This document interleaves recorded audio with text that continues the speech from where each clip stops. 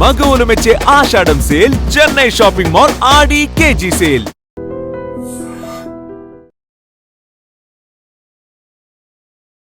నమస్కారం, నేను doctor Vijayamohan, senior consultant physician, care hospital, Hyderabad. ఈరోజు మనము డయాబెటీస్ గురించి కొన్ని విషయాలు తెలుసుకుందాం. డయాబెటీస్ మీకు అందరికీ తెలిసినట్టుగా పాత జబ్బు, షుగర్ వ్యాధి. 7-8 thousands of years నుంచి మనకు డయాబెటీస్ అన్నది తెలుసు. కానీ ఇప్పటికి కూడా దాన్ని ఎట్లా కంట్రోల్ చేయాలి, ఎట్లా క్యూర్ చేయాలి, ఎట్లా దాన్ని రివర్స్ చేయొచ్చా, కంప్లీట్ క్యూరబుల్లా కాదా అన్నది ఈ ప్రశ్నలకు మనకు సమాధానం లేదు. కానీ ఎన్నో రకాల మందులు ఉన్నాయి. దానికి ఫలానా కారణం అని తెలియదు కాబట్టి మల్టీఫ్యాక్టోరియల్ డిసీజ్ అని చెప్పి డిఫరెంట్ డ్రగ్స్ గ్రూప్ దాదాపు ఒక 50-60 టైప్స్ ఆఫ్ మెడిసిన్స్ ఉన్నాయి, టాబ్లెట్స్, ఇంజెక్షన్స్ డయాబెటీస్కి. అయినా డయాబెటీస్ ఎందుకు అంత ముఖ్యం అంటే, ఈ హై షుగర్ డయాబెటీస్ ఉన్న వాళ్ళకి టార్గెట్ ఆర్గన్ డ్యామేజ్ అని ఉంటుంది. అంటే ఒక 5 to 10 years డయాబెటీస్ ఉంటే వాళ్ళకి బ్రెయిన్ ఎఫెక్ట్ కావచ్చు, కళ్ళు ఎఫెక్ట్ కావచ్చు, హార్ట్, కిడ్నీ, నరాలు ఇలాంటి టార్గెట్ ఆర్గన్స్తో వాళ్ళు బాధపడే అవకాశం ఉంటుంది. కాబట్టి ఈ షుగర్ ఇంతవరకు ఎన్ని సైంటిస్టులు రీసెర్చ్ చేసినా కూడా ఈ ఒక్క మందు తీసుకుంటే తగ్గిపోతుంది, పోతుంది, షుగర్ మళ్ళీ రాదు అని ఉండదు. కాబట్టి ఇండివిజువల్గా ఈ పేషెంట్కి ఈ మందుతో తగ్గుతుంది, ఈ పేషెంట్కి ఈ మందు తగ్గుతుంది అని మేము డిసైడ్ చేస్తాం కొన్ని పరీక్షలు చేసి. సో అయితే ఇప్పుడు ఈ కాలంలో ఏమంటున్నారంటే, కొంతమంది రీసెర్చర్స్ దాన్ని రివర్స్ చేసేస్తాము, రివర్సల్ ఆఫ్ డయాబెటీస్, దాన్ని మొత్తం క్యూర్ చేస్తాము, దాని తర్వాత మీరు ఇంకా మందులు వాడాల్సిన అవసరం లేదు అని అంటున్నారు. కానీ రెమిషన్ పాసిబుల్. రెమిషన్ అంటే తగ్గడం పాసిబులే, క్యూర్ పాసిబుల్. దాని రెమిషన్కి క్యూర్కి చాలా తేడా ఉంది. సో ఈ క్యూర్ పాసిబులా కాదా అన్న దాంట్లో రీసెర్చ్ చేస్తే ఇప్పుడు లాస్ట్ 3-4 years నుంచి yes it is possible, cure is possible, reversal is possible అని కొన్ని శాస్త్రజ్ఞులు చెప్తున్నారు. కానీ అది మనకు పూర్తి అవగాహన వచ్చి మనకు అర్థమయ్యే దానికి ఇంకా ఒక 5 to 10 years పట్టవచ్చు. అయితే ఈ షుగర్ కూడా మనం తీసుకునే ఆహారం పైన ఉంటుంది. మనం తీసుకునే ఆహారం మెయిన్లీ ఇఫ్ మన డైట్లో, మన ఫ్యామిలీ హిస్టరీలో, తర్వాత మన డైట్లో, మన ఆహారంలో కనుక షుగర్ సంబంధించింది కార్బోహైడ్రేట్స్, గ్లూకోజ్ ఎక్కువ ఉంటే మనకు షుగర్ వ్యాధి కూడా వచ్చే అవకాశం ఉంటుంది. కాబట్టి ఫ్యామిలీలో ఎవరికైతే షుగర్ ఉందో, పేరెంట్స్కి కానీ గ్రాండ్ పేరెంట్స్ కానీ షుగర్ ఉందో, వాళ్ళు షుగర్ రాకున్నా కూడా కొంచెం రెగ్యులర్ ఎక్సర్సైజ్, తర్వాత అవాయిడింగ్ కార్బోహైడ్రేట్స్ ఇవన్నీ చేస్తే షుగర్ రాకుండా ఉంటుంది. ఇది ఎందుకంటే ఈ షుగర్ అనేది ఒక 10-15 సంవత్సరాల కింద లేదు. మనం భూమి పుట్టి 4.5 billion years అయింది.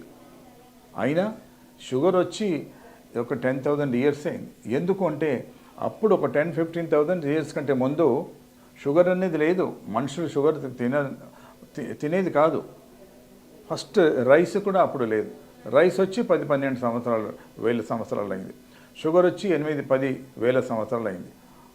ఇవి రెండు వచ్చిన తర్వాతనే షుగర్ పెరిగింది అని కొంతమంది సైంటిస్టులు అంటారు.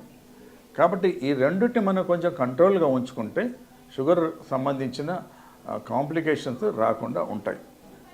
మీ షుగర్ కంట్రోల్ కొంతమంది మంచి మందులు వాడినా కూడా కంట్రోల్ లేదంటారు. అంటే వాళ్లకు ఆ మందులు పనిచేయకుంటే వేరే మందులు, నేను అన్నట్టుగా ఎన్నో రకాల మందులు ఉన్నాయి. ఇన్సులిన్ ఇంజెక్షన్స్ కూడా ఉంది. ఈ రోజుల్లో ఈ insulin weekly 1 insulin injection, weekly 1 tablet అని కూడా కొత్తగా వచ్చినాయి. అది కూడా ప్రయోగాల్లో తెలిసిందంటే అది కూడా బాగానే పనిచేస్తుంది. ఈ ఈ యాంటీ డయాబెటిక్ డ్రగ్స్ను జెనెటికల్లీ మాడిఫై చేస్తారన్నమాట. జెనెటికల్లీ మాడిఫై చేసి దాని స్ట్రక్చర్స్ను మార్పు చేసి ఎక్కువ రోజులు పనిచేసేట్టుగా చేస్తారు. దాని హాఫ్ లైఫ్ అంటాం మేము. సాధారణంగా ట్యాబ్లెట్ ఒక రోజు, సగం రోజు పనిచేస్తుంది. ఇప్పుడు వీళ్ళు మనం మార్పులు చేసిన కొత్త డయాబెటిక్ మందులు ఏమైతే ఉన్నాయో అది వారానికి ఒక ట్యాబ్లెట్. ఎంత సులువుగా ఉంటుంది చూడండి. కొంతమంది రెగ్యులర్గా తీసుకోరు, మర్చిపోతారు. దాంతో షుగర్ కంట్రోల్, అది పెద్ద ప్రాబ్లం మన దగ్గర. అథెరెన్స్ అంటే మందులు మీరు రోజు 2 సార్లు 3 సార్లు తీసుకోవాలి అంటే ఒకసారి తీసుకోరు, ఒకసారి మర్చిపోతారు. అనే ఇనర్షియా అంటారు, పేషెంట్ ఇనర్షియా. ఇటువంటి వాటికి అన్నిటికీ జవాబు ఏంటంటే వీక్లీ 1 టాబ్లెట్, వీక్లీ 1 ఇంజెక్షన్ అని కూడా వచ్చాయి. అది ఇప్పుడిప్పుడే ప్రాక్టీస్లో ఉంది, బాగా పనిచేస్తుంది కూడా. మీరు కూడా ట్రై చేయొచ్చు. కాబట్టి ఈ డయాబెటీస్ ఒక లైఫ్ స్టైల్ డిసీజ్. నేను ఇంతకుముందు వీడియోలో చెప్పినట్టు లైఫ్ స్టైల్ డిసీజ్. కాబట్టి మీ చేతిలో ఉంది, మీరు తీసుకునే ఆహారం. వాళ్ళు ఏమంటారంటే you are what you eat, you are what you eat, you will be what you eat. అంటే ఫ్యూచర్లో మీకు 5-10 years తర్వాత బీపీ, షుగర్, హార్ట్ ప్రాబ్లం రావద్దంటే ఈరోజే మీరు మంచి డైట్ డిసిప్లిన్ అంటారు. డైట్ జంక్ ఫుడ్ తినకుండా మానేసి, తర్వాత ఈ ఫ్యాట్ ఫుడ్ తినకుండా ఉండి, fried food, high cholesterol, high fat, high salt diet, high carbohydrate diets avoid చేస్తే మంచిది. అవాయిడ్ అంటే ఏం చేయాలంటే రైస్ తక్కువ తినండి, పప్పు కూర ఎక్కువ తినండి, మీ ప్లేట్ని తిప్పేసేయండి. సాధారణంగా మన సౌత్ ఇండియాలో అంటే ముందు ఇంత రైస్ పెట్టుకుంటాం, పక్కన పప్పు కూర చట్నీలాగా తింటాం. ఆ ప్లేట్ని తిప్పేసి రైస్ తక్కువ, చట్నీలాగా రైస్ తిని పప్పు కూర ఎక్కువ తింటే మీకు కొంచెం ఈ కార్బోహైడ్రేట్ లెవెల్స్ తగ్గి, షుగర్ లెవెల్ తగ్గి మీకు షుగర్ రాకుండా ఉంటుంది. తర్వాత ఫ్యూచర్లో ప్రాబ్లం, మీరు డయాబెటీస్ లేకున్నా కూడా రైస్ని తగ్గిస్తే మంచిది. ఎందుకంటే ఈ రైస్ కార్బోహైడ్రేట్సే లోపలికి వెళ్ళి లివర్లో ఫ్యాట్గా మారిపోతుంది. ఫ్యాట్ చాలా చాలా డేంజరస్. ఆ ఫ్యాట్ ఎక్కువ అక్యుములేషన్ అయిందంటే మీ వెయిట్ పెరుగుతుంది, ఫ్యూచర్లో బీపీ వచ్చే అవకాశం ఉంది, ఫ్యూచర్లో షుగర్ వచ్చే అవకాశం ఉంది, ఫ్యూచర్లో హార్ట్ ప్రాబ్లమ్స్ వచ్చే అవకాశాలు ఉన్నాయి. కాబట్టి now everything is boiling down to your diet, మీ ఆహారం. కాబట్టి ఈ డయాబెటీస్ కోసము సూచనలు, సలహాలు తప్పకుండా పాటించాలి. మీరందరూ ప్రాబ్లమ్స్ ఉంటే డాక్టర్ దగ్గరికి వెళ్ళి చెక్ చేయించుకొని ట్రీట్మెంట్ తీసుకోండి. ఎందుకంటే diabetes is a slow killer disease అంటారు. ఈరోజు నాకు షుగర్ వచ్చింది ఏం పర్వాలేదంటే కాదు, అది మీకు 10 ఏళ్ళ తర్వాత దాని ప్రాబ్లం రావద్దంటే ఈ రోజు నుండే మీరు ఈ జాగ్రత్తలు పాటిస్తే మీకు ఫ్యూచర్లో డయాబెటీస్ రిలేటెడ్ ప్రాబ్లం రాకుండా ఉంటుంది. ఈ రోజుల్లో మీ అందరికీ తెలుసు, లాస్ట్ 4 to 5 decades నుంచి మన మానవ జీవన విధానము, మనం తీసుకునే ఆహారంలో చాలా గొప్ప మార్పులు వచ్చాయి. దీనివల్ల మనకు ఎంత మంచి జరుగుతుంది, ఎంత చెడ్డ జరుగుతుంది అన్నది చాలాసార్లు రీసెర్చ్ చేశారు, డిస్కస్ చేశారు. దాంతో ఏమవుతుందంటే ఇప్పుడు లైఫ్ స్టైల్ డిసీజెస్ అన్నది చాలా ముఖ్యం, ఇంపార్టెంట్ ప్లేస్లో ఉంది.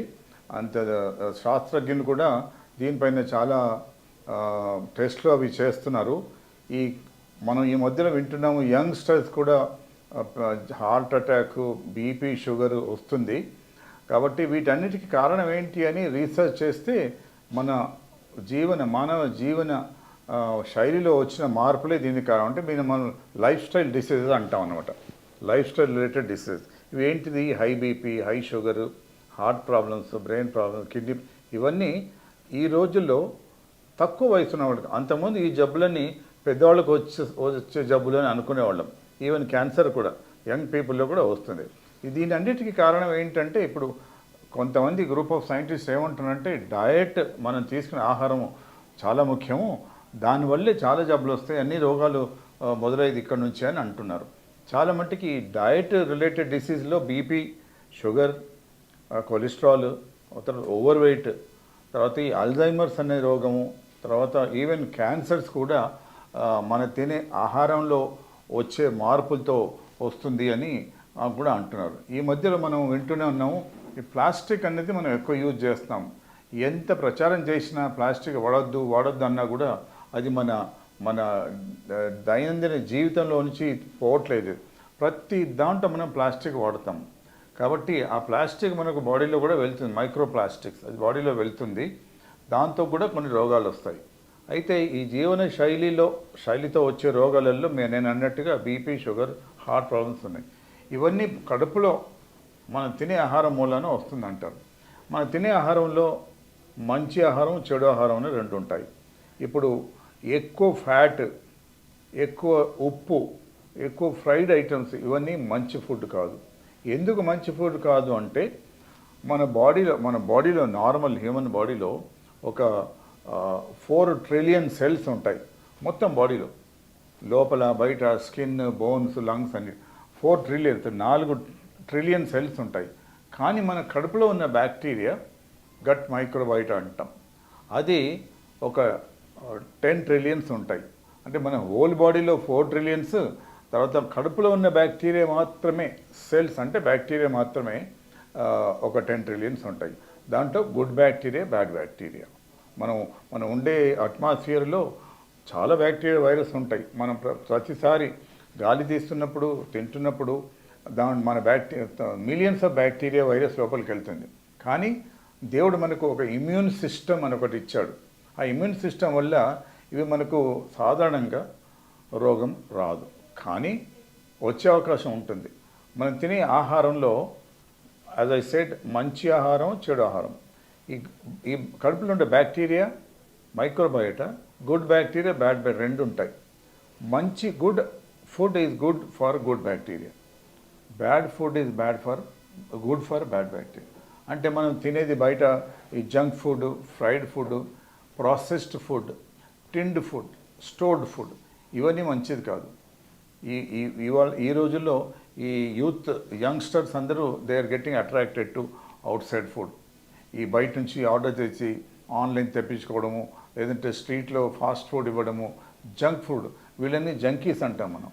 ఈ జంక్ ఫుడ్ కూడా ఇప్పుడు ఏం కాకపోవచ్చు, over a period of time 5 years 10 years down the lane దాంతో వచ్చే రోగాలు ఎన్నో ఉంటాయి. కాబట్టి యంగ్స్టర్స్లో ఈ వచ్చే రోగాలలో ఈ BP, sugar, heart related problems mostly ఈ మనం తీసుకునే ఆహారం వల్ల వస్తుందని శాస్త్రజ్ఞులు చెప్తున్నారు. కాబట్టి everything is boiling down to heart, abdomen, your tummy. దీంట్లో gut bacteria, good bad bacteria ఉంటుంది. కాబట్టి మనం మంచి ఆహారం అంటే ఎక్కువ వెజ్ కూరగాయలు, ఎక్కువ ఫ్రూట్స్, తక్కువ ఫ్యాట్, తక్కువ ఉప్పు, తక్కువ కార్బోహైడ్రేట్స్. ఈ రైస్, షుగర్, దీంట్లో కార్బోహైడ్రేట్స్ ఉంటాయి. ఈ అంతకుముందేమో ఫ్యాట్ ఎక్కువ డేంజర్ అనేవాళ్ళము, ఇప్పుడు ఫ్యాట్ కొంచెం తీసుకుంటే పర్వాలేదు అని శాస్త్రజ్ఞులు చెప్తున్నారు. కానీ ఇప్పుడు మెయిన్ ఏంటంటే కార్బోహైడ్రేట్స్ అంటే షుగర్, స్వీట్స్, రైస్, ఇవన్నీ. కార్బోహైడ్రేట్స్ కూడా మనం తిన్న తర్వాత they will get converted in to fat in the liver. కాబట్టి రైస్ తక్కువ చేయాలి, షుగర్ తక్కువ చేయాలి, స్వీట్ తక్కువ చేయాలి. చేస్తే అది మన గుడ్ బ్యాక్టీరియాను పెంచి బ్యాడ్ బ్యాక్టీరియాను తగ్గిస్తుంది. ఈ రెండింటి మధ్యలో వారు జరుగుతుంది అన్నమాట, గుడ్ అండ్ బ్యాడ్ బ్యాక్టీరియా కడుపులో, మైక్రో బ్యాక్టీరియా. సో ఇది డిస్బయోసిస్ అంటాం. వాళ్ళు మనమంతా సింబయోసిస్లో బతుకుతున్నాం. అంటే వాళ్ళు ఉన్నందుకే మనం బతుకుతున్నాం, మనం ఉన్నందుకే వాళ్ళు బతుకుతున్నారు. ఆ బ్యాక్టీరియా లేనిది మనం ఉండలేము, మనం లేనిది బ్యాక్టీరియా ఉండలేదు. మనకు అవసరం, కానీ బ్యాడ్ బ్యాక్టీరియా కూడా లోపలికి వెళ్తుంది. కాబట్టి దానికి తగిన ఫుడ్ మనం ఇవ్వద్దు.